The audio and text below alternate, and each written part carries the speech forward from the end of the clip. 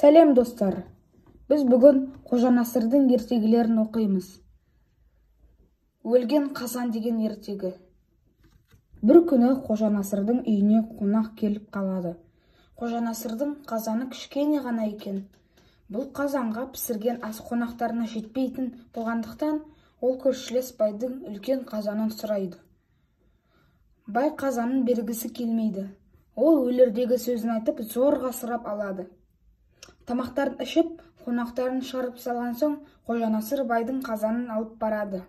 Бай тұрып, «Уа қожа, қазанымды сындырған жоқпысың?» деп сұрайды. «Жоқ, тақсыр, керісінше балалады», дейді қожа. «Не айтып тұрсың? Қазан балалай ма екен?» «Сенбесеңіз көріңіз, міне баласы», деп Қожа Насыр қазанның ішінен кішкене қазанды шығарып көрсетеді. Бұл Қожа Насырдың бай не айтар екен деп әдейі әкелген өз қазаны еді. Бірақ қазанымды өзіме қайтарар деп ойлады. Қолына түскен олжадан бай тегін айырылар ма?